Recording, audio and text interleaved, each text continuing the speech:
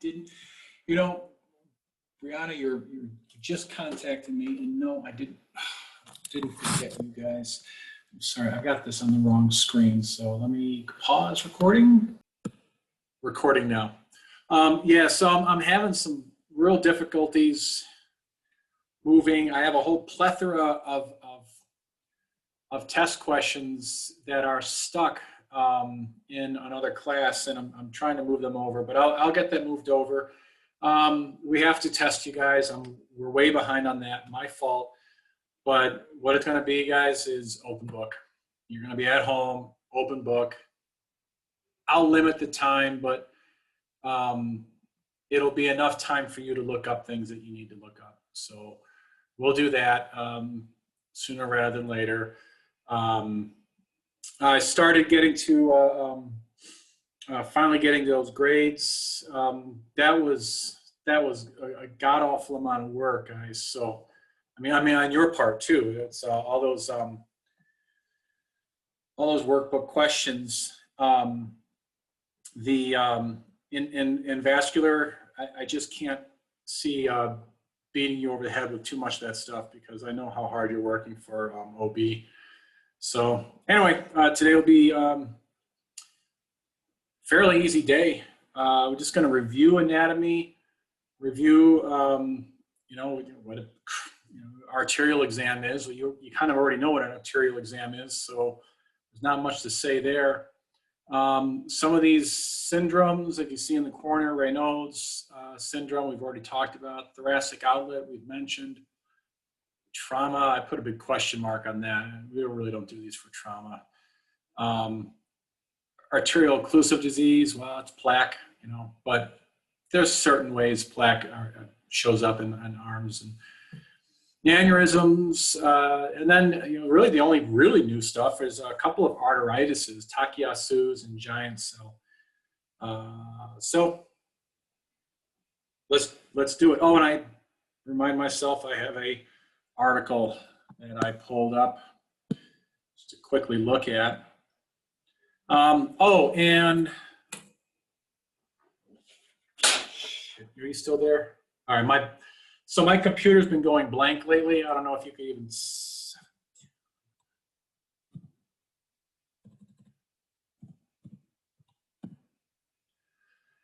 Okay, good. You're all still there. My computer's been. It's a new computer from last semester. Last semester was more powerful. It's like a gaming computer. This one is not. I specifically got it because I wanted to be able to draw straight on the screen. And it's not as powerful. So lately, when I've been running this program and Zoom at the same time, it's been dying on me. So tomorrow, you guys, are you guys banned from going to school? Or no, not anymore. So you're allowed to come back into school. I don't know if I am. Son of a bitch, screen just went blank on me again. This is not going to work out.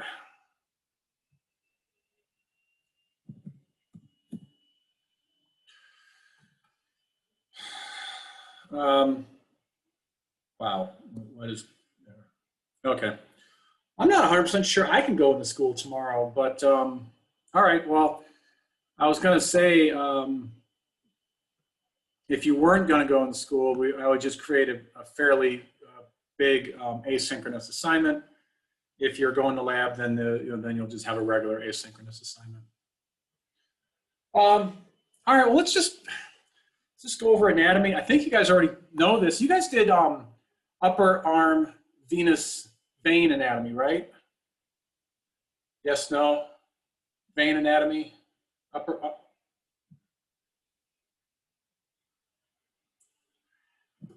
So I was looking at a test that Dr. G gave you, and it was kind of all over the place. And I looked at the test. I said, "What the hell did he?"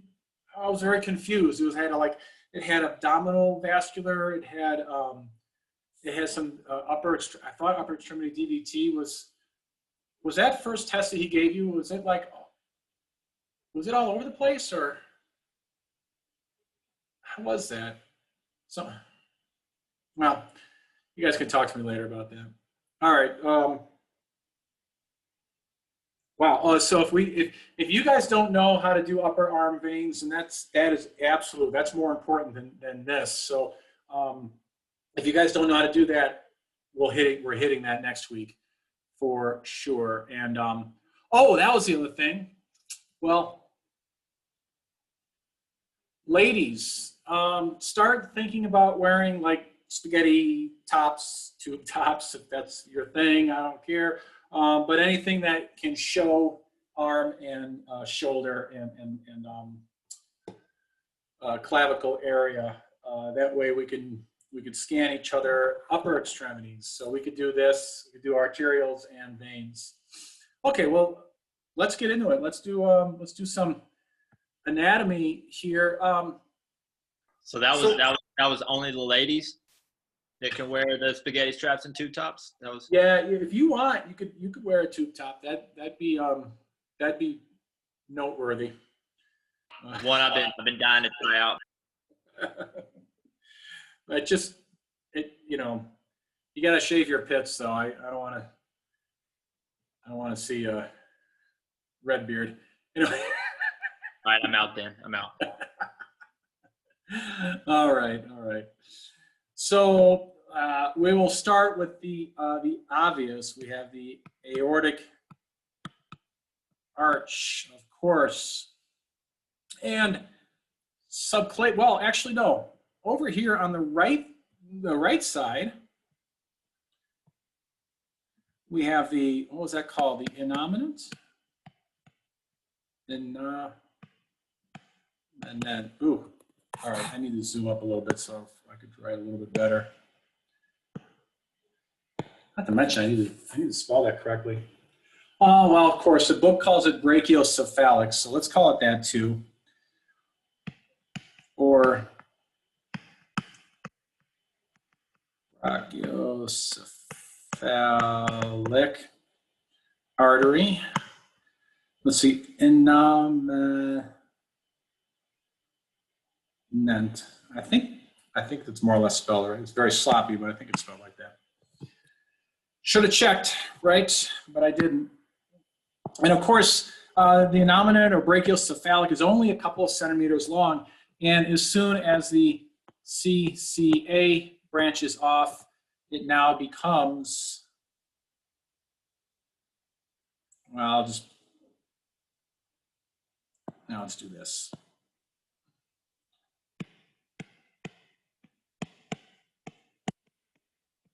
The subclavian artery. I will mention, guys, that doing an arterial of the subclavian is a little tricky because your pulse wave here versus, let's say here versus there, those three pulse waves are going to look a little different. There's a couple things going on. One, it's hard to get a good Doppler angle, so it might just be ugly. The other thing that's difficult, or other thing to keep in mind, is when you do a Doppler right here, that is a combination Doppler of blood going to the brain, face, and arms. So there's very low resistive flow mixed with high resistive flow. It's feeding both. So, and by the way, it's very close to the heart. I mean, the heart is literally right here, and that blood is just barreling through there with that mixed flow or that mixed dynamic. So it can make for, because when you scan there versus when you scan a little farther out in the arm, it's like, wait, is this even the same artery? Yeah, it is, but out in the arm, it's truly, or out in the distal subclavian, it's truly an extremity artery at that point. And you could expect something similar to a leg, like triphasic flow. The Windkessel effect is not nearly as pronounced. So we like to see triphasic, but biphasic, just one up, one down, and that is very possible as well, because the arm just isn't, it's not a leg. It's not the same. Anyway, well, subclavian, I have a clavicle. I don't really know how to draw clavicles. Clavicle right there as it travels underneath the clavicle.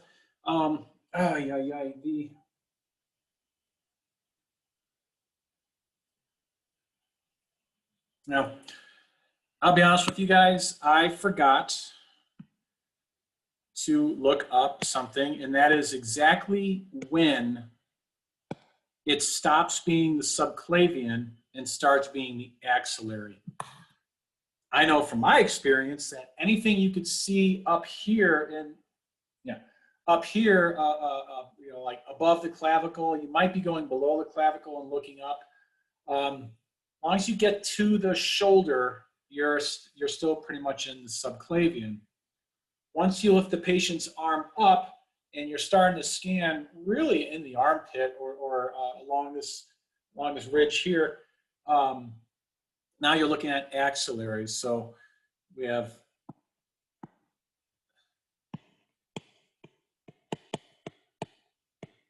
the axillary artery.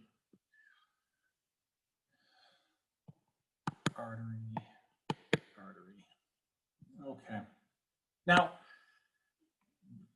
there's so many similarities, though. It's really kind of, it's interesting how we're built, and that, yeah, our arms and legs look different, but they're actually very similar. So the axillary artery lasts for only so long, and then we have really what amounts to the brachial artery. So brachial artery is in the arm itself, and there's going to be fairly close to the humerus. Yeah, humerus. It's going to have a vein on either side of it. So it's paired brachial veins. There is, of course, which is kind of interesting.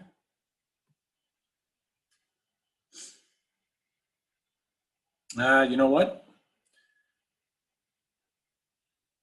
As I was saying it, I realized I did something a little bit wrong here.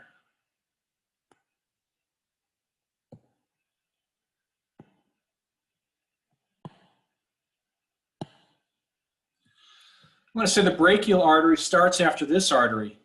This is just like in the leg, where you have your common femoral artery, and then the deep artery or the profundal artery branches off. At that point, the remaining artery, the more superficial of the two, becomes just simply the femoral artery. Same thing, and of course, the same thing with the veins. So this is a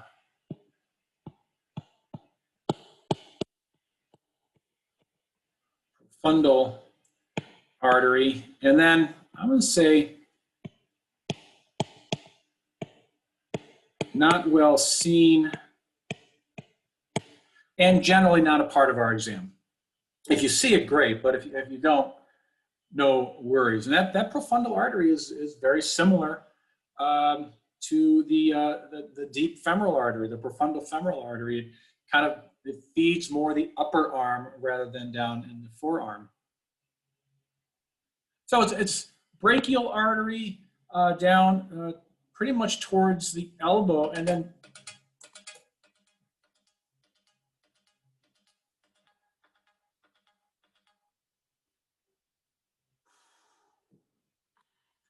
really,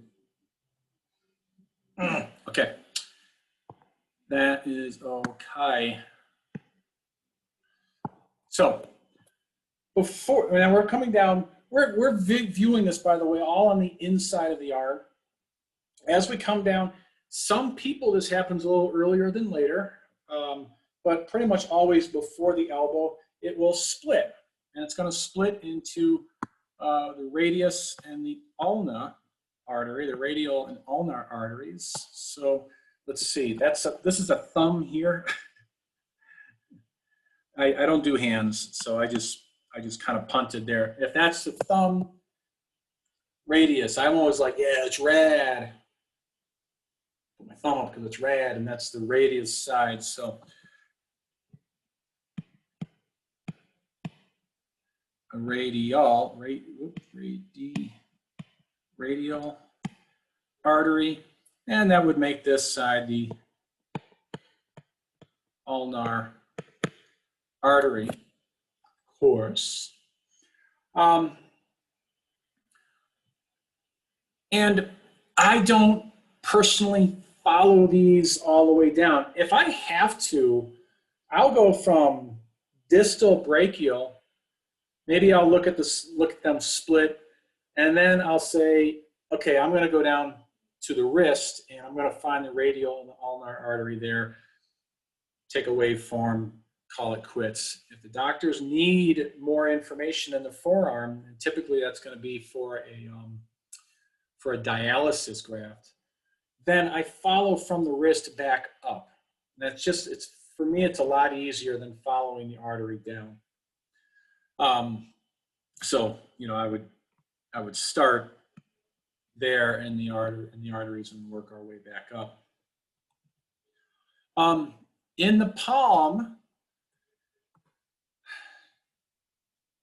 and this is why, we talked about, I forgot the test, the palm. I can't remember the test where you exsanguinate the blood out of your hand and then you hold down hard on one vessel and see if it fills. Well, it's probably going to fill. Most people, it's going to fill. It's actually pretty rare that it doesn't, because there's not only one arch, but there's two. There's a superficial and deep palmar arches. So I'm just going to put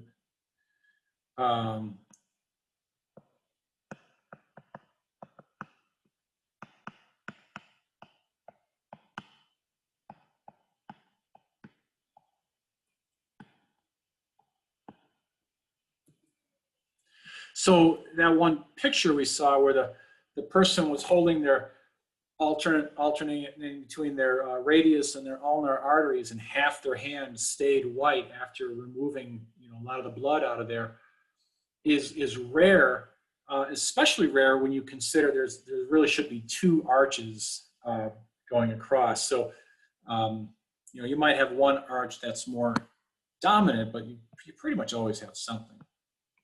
But it's a possibility. So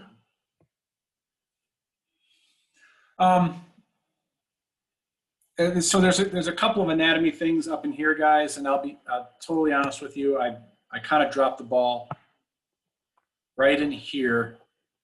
Not so much the arteries, but when exactly it becomes, subclavian to axial and then axial to brachial. But anyway, but I'm going to get back to you guys on that. I'll probably do it during lab. That way we could all work on it together.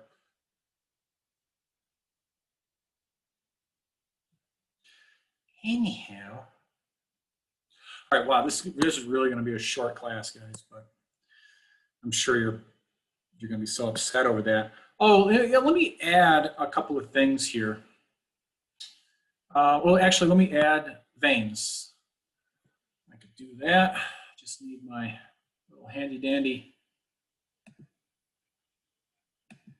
vein maker there. Veins are a little more complicated. We'll talk about this if you guys haven't already, and I'm sorry, I thought you did, but if you have not already, we will talk about this in detail, but pretty much it's going to be the same thing. But just like in the leg, there are other veins involved that we're going to talk about, like this guy here is really kind of like the great saphenous vein, but it's called a cephalic. And just like the great saphenous and the small saphenous, it runs by itself. There's no artery running with it, very superficial. In fact, on a lot of people, you could see the cephalic on the upper arm, upper bicep, a little bit lateral. You can see that on a lot of people. Some people have really tiny cephalics, and then that's just hard to find. But there are two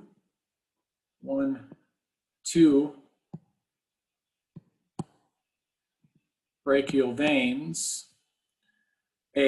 one basilic vein, and that's kind of more, I don't know which is more the great great saphenous vein versus small saphenous vein, because both of these are basically like saphenous veins. The cephalic guy and this basilic, they both run by themselves, except both of them go all the way up. Oh, you know what? The cephalic is more the great saphenous vein because it actually comes up over the shoulder, whereas the basilic comes out lower. So that's more, a little bit more akin to the small saphenous. But that's neither here nor there. We're really not supposed to be talking about veins right now. It's mostly arteries. So let me talk about a couple of things. Well, Raynaud's syndrome, we spoke about that already. Like my daughter has it in the toes, probably due to frostbite. But most people have them in the fingers. Idiopathic, sometimes we just don't know where they came from. Frostbite in the fingers, vibration damage. So working a motorcycle without gloves, and you're off-road motorcycling all the time, and your hands are constantly vibrating. Jackhammer, that kind of stuff. That kind of damage can, for some reason, cause Raynaud's syndrome, and usually it occurs with either cold or emotional stress. Thoracic outlet syndrome is, we kind of spoke about that as well, but the thoracic outlet, well, here's my thorax, here's my outlet. In other words, it's all the stuff, veins, arteries, nerves, all are traveling through a very small space. In fact, most people with thoracic outlet syndrome have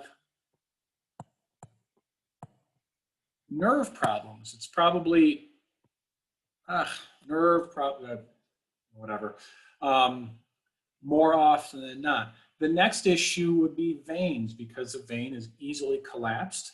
And the last issue we have is arteries, although it very well could happen.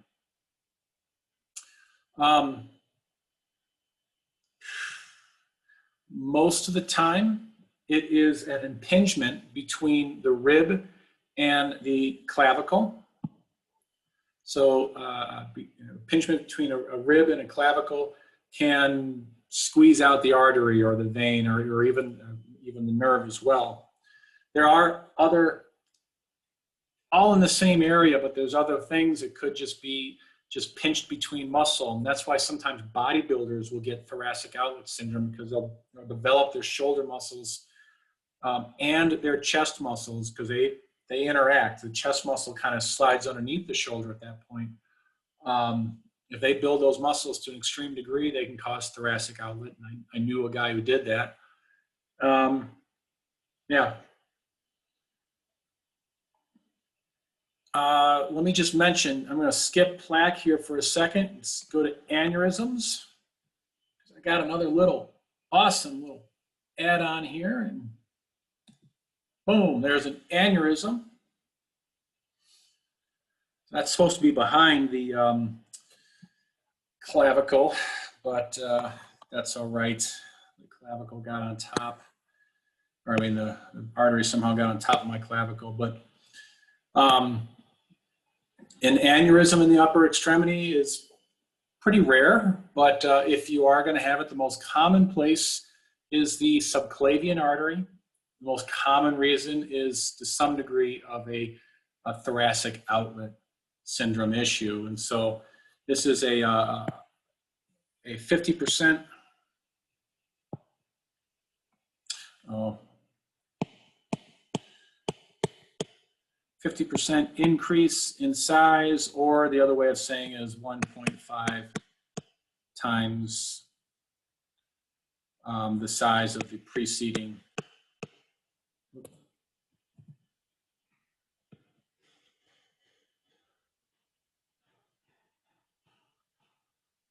segment. But generally, you'll know an aneurysm when you see it. Aneurysm's not a big deal. Arterial disease, occlusive disease. Couple of things I'll definitely show you guys in the arm. Nerves, especially nerves and tendons. And really more of the DVT study, but a nerve, so when you have an artery and a vein and a vein, and then there's another thing right here, and it's all filled in. These guys run in packs, they're all in the same sheath together. So you might actually, you might even see the sheath like that. And it's very easy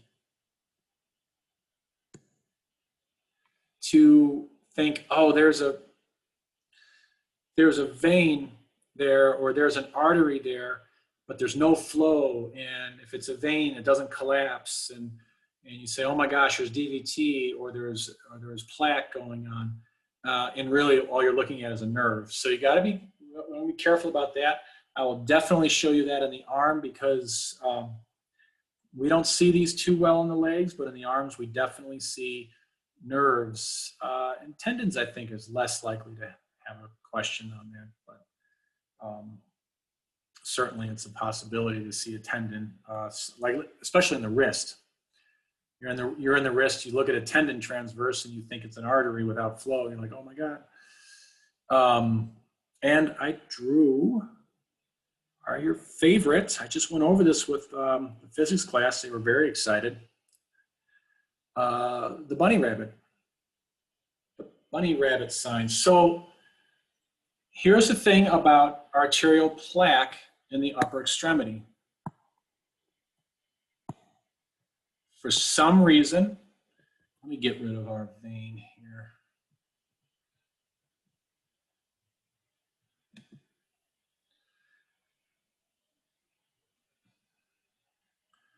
We just don't get plaque. Let's see. I'm going to circle an entire area.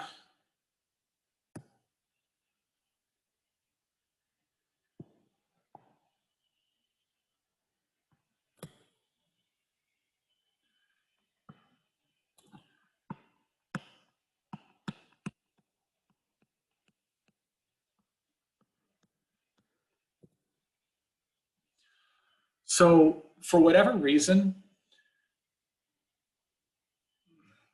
aside from specific states, and perhaps heavy smokers, we generally don't get plaque in the palms, in the wrists, in the arms, in the bicep, all the way up into most of the subclavian artery. We generally don't. I'm going to say, generally. Let me just put that in there, kind of protect myself from being 100% wrong, or at least, a little bit wrong, because it is possible to have, if you have plaque in your wrist, you probably are 2 days from dead anyway, because it's an unusual place to get plaque. We generally see plaque. When we talk about upper extremity plaque, it's really not upper extremity. It's more like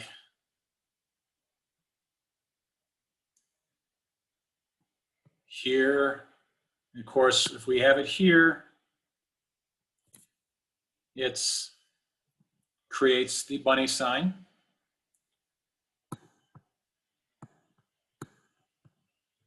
If we have it there, not only do we have a bunny sign, but we have a disparity in blood pressures between right and left. So if you're 120 on one side and 100 on the systolic pressure, 120 on one side and 100 on the other side, there's a very good chance that there's plaque in the subclavian. Now, if there's plaque in the subclavian, well, there's probably plaque down here. Very well could be plaque on the other side in the brachiocephalic artery. So once again, I taught you earlier that in another semester that we don't usually see plaque in the proximal CCA. We certainly can. I've seen it there, but it generally doesn't come up. It doesn't show up again until the bulb. So if you have plaque in the bulb of the CCA, you might very well have plaque down here. I mean, it's unlikely that's the only spot in your entire body that has plaque. And so, you've also aortic arch plaque, subclavian plaque, and then that's about the extent of it. It's about the extent. You might have plaque in your legs, you might have plaque in your heart, the heart arteries, but not down the arms for whatever reason. All right. Really short.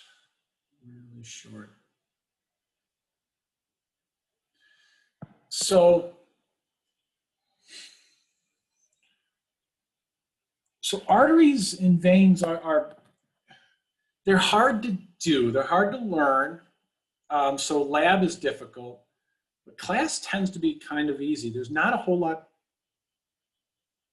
of things that happen to, sorry, my color box just went way over there somehow. It's either plaque, it's an aneurysm. By the way, aneurysms, you're more likely to have thrombus in them. So if you have a sudden blue hand or blue finger, look for an aneurysm, because that's indicative of an aneurysm, is that they actually have thrombus. For the most part, it's plaque. And then we learned about how in the carotid system, pretty much the only other disease other than plaque that we have to worry about, well, I'm going to tell you about these, but before we only learned about fibromuscular dysplasia, FMD. And so that was, your internal carotid artery might have a shape more like that, whereas the muscular portion of the wall is dysplastic, starts to kind of grow in on itself, and it causes a beaded-like appearance. So fibromuscular dysplasia happens in the internal carotid artery. It happens in the renal artery. But we're not talking about that right now, so let's get rid of them. We're talking about Takyasus. So zoom in a little bit. So this is a form of, well, it's actually Takyasus arteritis, no, whatever. Takyasus arteritis, I think it's an I. As an autoimmune disease, it shows up in patients in their 20s and 30s, has a strong female prevalence, and a somewhat strong Asian prevalence. So a fairly young woman from China comes in with pain in the upper extremities when she uses her muscles at all. So she does she's doing dishes, her arms just start to ache. And you might consider Takyasus arteritis, because you can hopefully see, this picture was a little little low on pixels on the internet. What you can hopefully see here is a remarkably thickened wall. Now, the difference between this and plaque is that it's throughout the entire artery, or at least a large segment of an artery. And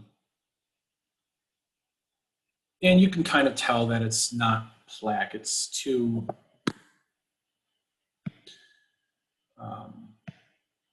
consistent all the way. It doesn't really look like plaque. This could occur. Now, your book says, I lost it in the book. And the book kind of said that that Takayasu's occurs in the aortic arch, visceral aorta, and it kind of just ended there. Let me hold on.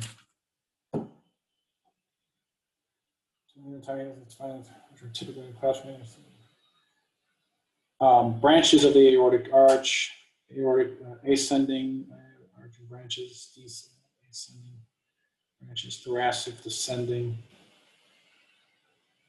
all the way down to the renal arteries. Okay. So actually your book is correct, showing the different types, but we'll just call it all Takayasu's. So Takayasu's has a potential of thickening the walls of the entire arch,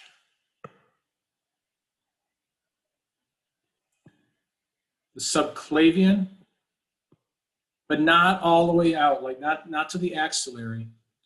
Perhaps the vertebral, perhaps the common carotid artery, but not beyond the bulb.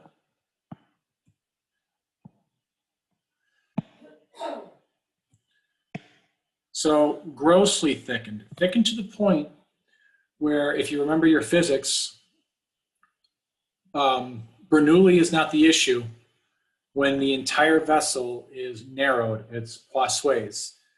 Poiseuille's law basically just says, look, if you make the vessel too small, there's only so much blood that's going to make it through. And so someone with Takayasu's will not be able to exercise their arms very long before feeling, well, basically like claudication type pain from not getting enough oxygen down to their arms.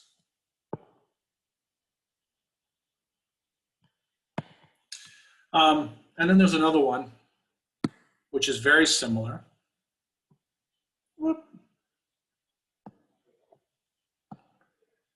And that's called giant cell arteritis. Giant cell arteritis, or yes, giant cell arteritis. That too is an autoimmune disease.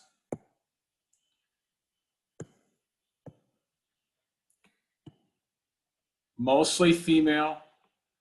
Presentations a little bit later in life, greater than 40, and more likely to be white and ethnic origin, Caucasian.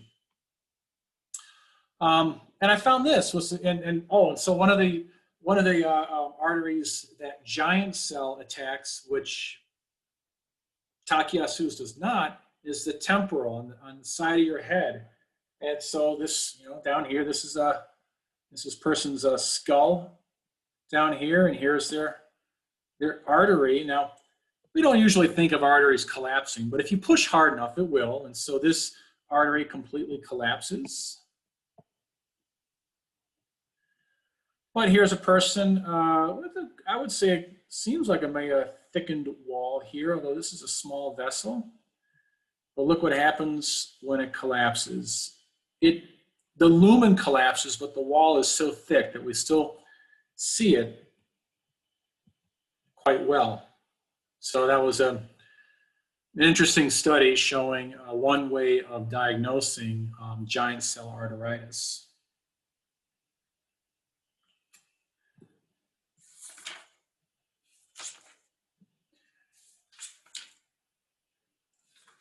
Actual exam, of course, we will work on in lab. Oh, not that one.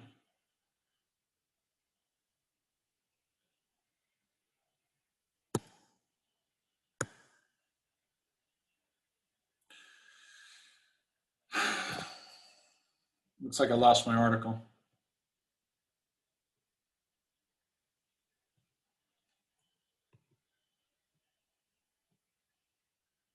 Man, I should really think about my search history before I just go back like this.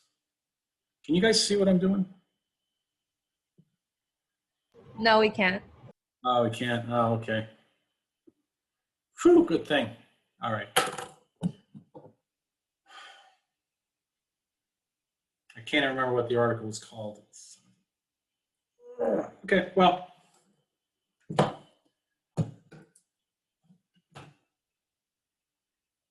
I'll find it. I'm not gonna waste your guys' time while I'm fumbling around trying. Wait a minute. Ah! You guys are unlucky. It didn't look like a website. Oh, your face looked like you were ready to say we were done with class. I was ready, and then I didn't. So, Don't play with your feelings that way.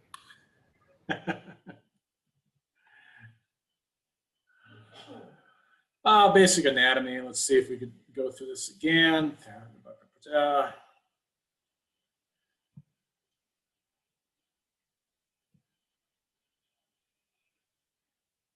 Okay. So something I didn't tell you because, quite frankly, I forgot. The following transition points define the major arteries supplying the arm. From the subclavian to the axillary artery at the lateral aspect of the first rib. So once you cross over the first rib, let me tell you something. It's hard to see that cross over, which is kind of why I don't know my anatomy that well, because good luck with that. It's very difficult. Axillary to brachial artery at the lower aspect of the teres major muscle. The lower aspect of the teres, look at yeah, so that's gonna, now I gotta,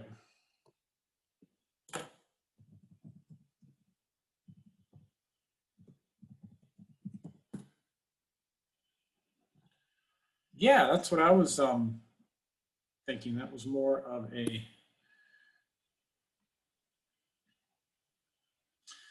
yeah, okay. Well, you guys can see that. Let me, okay, you guys see what I'm looking at.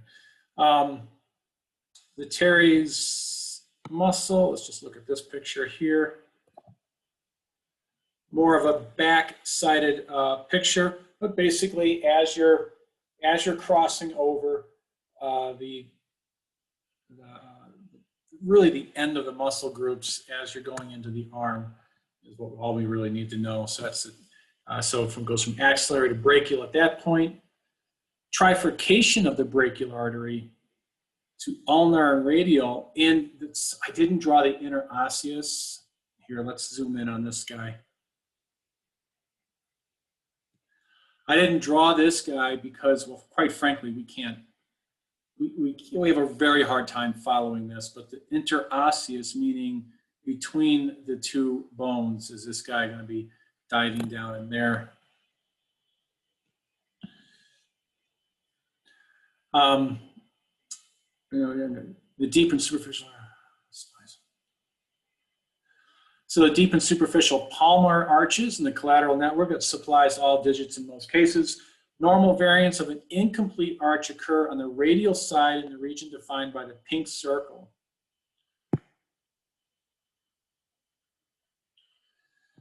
And arrow, whoops, yikes. So cervical, so basically, they do want to know what's going on. Now, scanning palm arteries, you have to have a pretty good high frequency transducer in order to really see these palmar arteries. An easier thing to do would be to put a PPG on the thumb and then hold down the radial artery and see how much.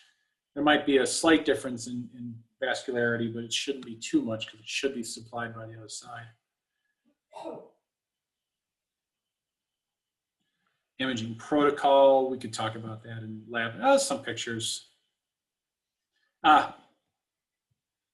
Dotted line, probably meaning really hard to scan.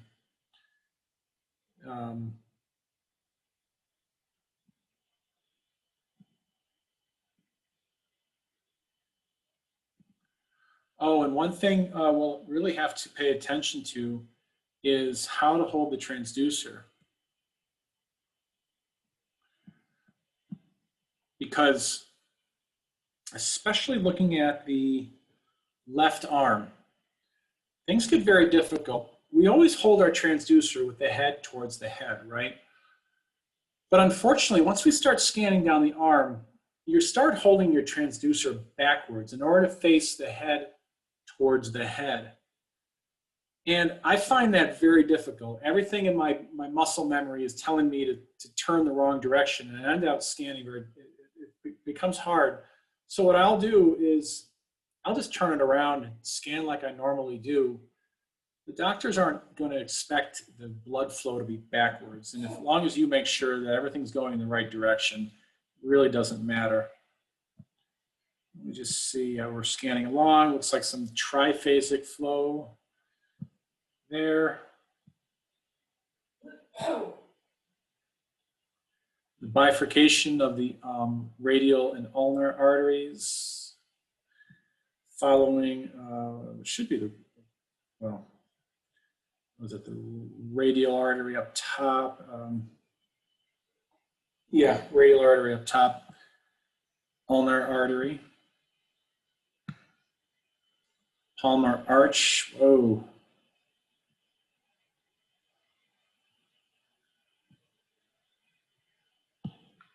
Anyways, I will link this. That's pretty impressive, actually, that this person's able to get all of that in. Good Lord, they're going all the way down the fingers. I will link this article. I think this is, oh, we got some waveforms.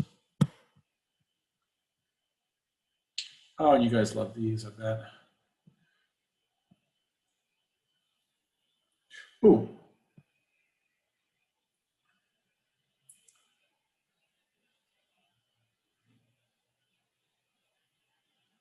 Interesting. Okay, well, I'm going to be wasting your time if I just keep pissing around with this. So, all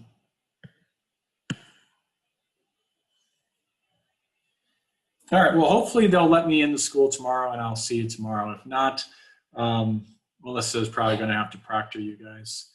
But I will, in fact, email her right now to see.